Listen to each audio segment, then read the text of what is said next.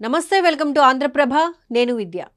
ప్రాణదాతగా Boeing 11A seat కిటికీ లేకపోవడంతో ప్రయాణికులకు అనాసక్తి.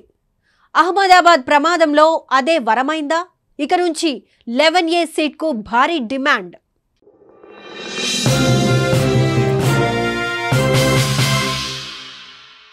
అహ్మదాబాద్ విమాన ప్రమాదం నుంచి ఒకే ఒక వ్యక్తి ప్రాణాలతో బయటపడ్డాడు. కానీ అంతటి పెను ప్రమాదంలో అతను మాత్రమే ఎలా బయటపడ్డాడోనని యావత్ ప్రపంచమంతా ఆశ్చర్యపోతోంది. ఈ క్రమంలోనే ఆయన కూర్చున్న సీట్ 11A పై చర్చ జోరుగా కొనసాగుతోంది.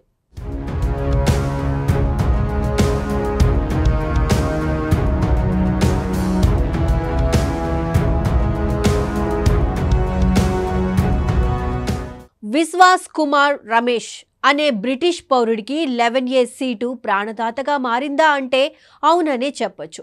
ఈ సీటులో కూర్చోవడం కారణంగానే అతను మృత్యుంజయుడిగా మిగిలాడనే చర్చ జోరుగా సాగుతోంది. దీంతో ఇప్పటి వరకు మోస్ట్ అన్వాంటెడ్ సీటుగా ఉన్న 11A రానున్న రోజుల్లో మోస్ట్ వాంటెడ్ సీటుగా మారనుందట. మరి ఈ సీటులో కూర్చోవడం ఎలాంటి ఉపయోగాలు, ఎలాంటి నష్టాలు ఉంటాయనే వివరాలను ఇప్పుడు తెలుసుకుందాం.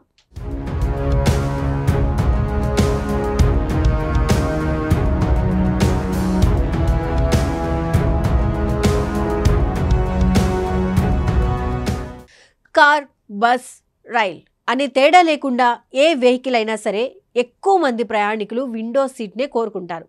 ఇదే తరహాలో విమాన ప్రయాణాల్లో కూడా ప్రతి ఒక్కరూ సౌకర్యవంతమైన సీట్ కావాలని కోరుకుంటారు.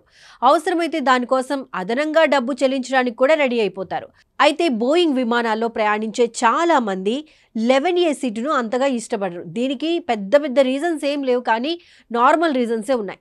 ఈ సీటుకు విండో ఉండకపోవడమే ఒక్క రీజన్ అయితే, ఎమర్జెన్సీ మార్గం పక్కనే ఉండే సీటే కానీ ట్రావెల్ టైంలో చిన్న చిన్న బ్యాగులను కాళ్ళ దగ్గర ఉంచుకోవడానికి వీలు లేకపోవడం, ఇటువంటి విషయాలు కొందరికి అసౌకర్యంగా అనిపిస్తూ ఉంటుంది. అంతేకాదు 2-3 గంటల ప్రయాణం అయితే పర్వాలేదు, కానీ అంతకు మించి 10-12 గంటల పాటు ప్రయాణం చేసేవారు కిటికీ లేని చోట కూర్చోవడానికి అంతగా ఇష్టపడరు. అలాగే ఈ 11A సీటు సరిగ్గా విమానం మధ్య భాగంలో చివరకు ఉండడం వల్ల మిగిలిన ప్రయాణికులంతా దిగిపోయిన తర్వాత కానీ వీళ్ళు దిగటానికి వీలు పడదు. ఇలాంటి కారణాల వల్ల ఈ సీటుపై ఎవరు అంతగా ఆసక్తి చూపించరు.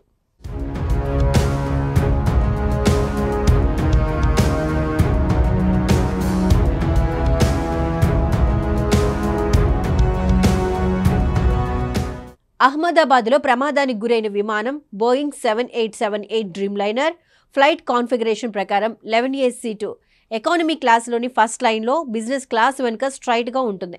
ఈ సీటు ఎమర్జెన్సీ విండోకు పక్కనే ఉండడం వల్ల ప్రమాదం జరిగిన తర్వాత రమేష్ ఆ మార్గం నుంచి బయటకు వచ్చాడని, అతను ప్రాణాలతో ఉండడానికి ఇదే కారణమని తెలుస్తోంది.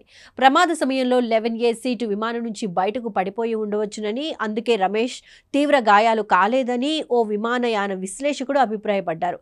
దీంతో ఈ సీటుపై ఉన్న అందరి అభిప్రాయం పూర్తిగా మారిపోయింది. విమాన ప్రమాదంలో విశ్వాస్ కుమార్ రమేష్ బయటపడిన తర్వాత థాయిలాండ్కు చెందిన నటుడు, గాయకుడు రుయాంగ్ సాక్ తన అనుభవాన్ని సోషల్ మీడియా వేదికగా పంచుకున్నారు. డిసెంబర్ 11, 1998లో ఇలాంటి ప్రమాదంలోనే చిక్కుకుని ప్రాణాలతో బయటపడినట్లు చెప్పుకొచ్చారు.